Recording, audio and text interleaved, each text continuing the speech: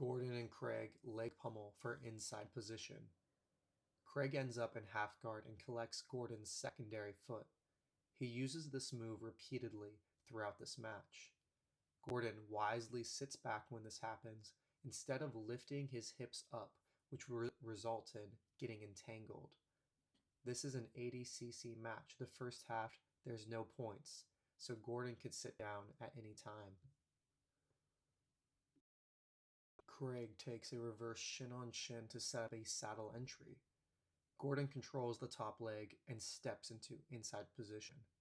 Gordon begins to maneuver for an advantageous angle.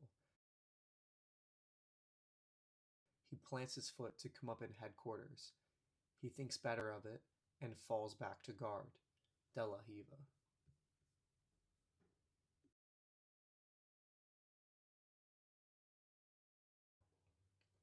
Craig on top, one hook already inside, moves towards headquarters, attacks leg weave with a tight waist grip. Notice the hook on top. You can use a Yoko Sumigaishi if you prefer. Gordon easily off balances. Craig was just testing the waters. The grip fighting continues. Craig keeps on negating Gordon's attempts to get inside position. When you get two high-level leg lockers, a lot of the time no one gets anything going.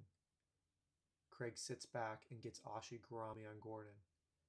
Even hits a sick trip on the king before off-balancing him towards his hands. Craig is in reverse X-guard. When your opponent has weight on their hands, you can pick up the back leg and enter saddle.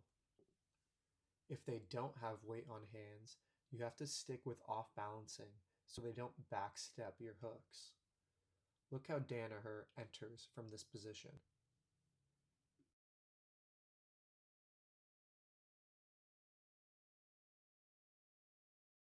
Gordon gets his hands off the floor and takes this posture. If he goes fully upright, he can fall backwards, so he keeps his head forward. His next job is to peel one of the hooks off with his hand as he backsteps it. Once Gordon clears it, he instantly pressures into the guard. Again, Craig grabs the foot, but Gordon is wise to it and moves the hips back to not get entangled. They land in butterfly guard, and you can tell Gordon has shut down leg lockers like this before.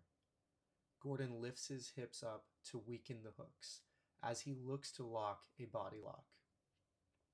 Craig goes for this no-gi Ezekiel, something he does over and over in this match.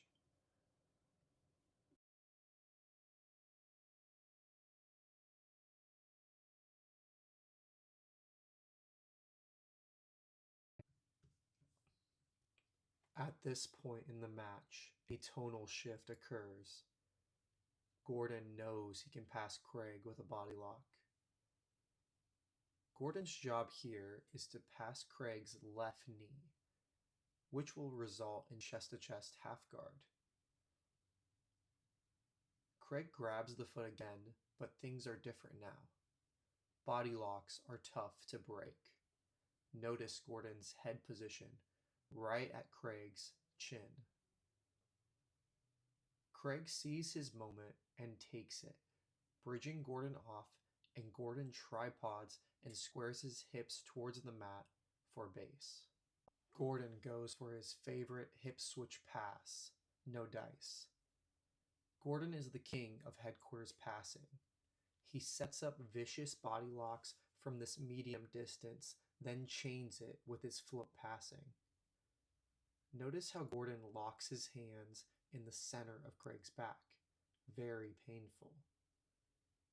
Gordon will change his hand position into a tight waist and use his head position masterfully to pin Craig.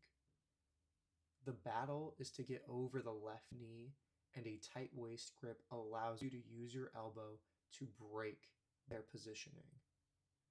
The first body lock Craig was able to bridge out of, but this time everything is tight. Gordon is locked in on getting over the left knee. Once there, a new, more final fight will begin.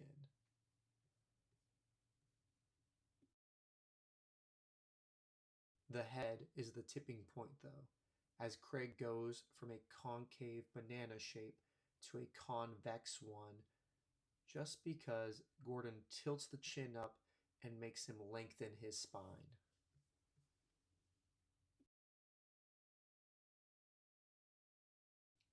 Chest to chest, half guard. A battle of desperation begins. Craig locks a nogi Ezekiel.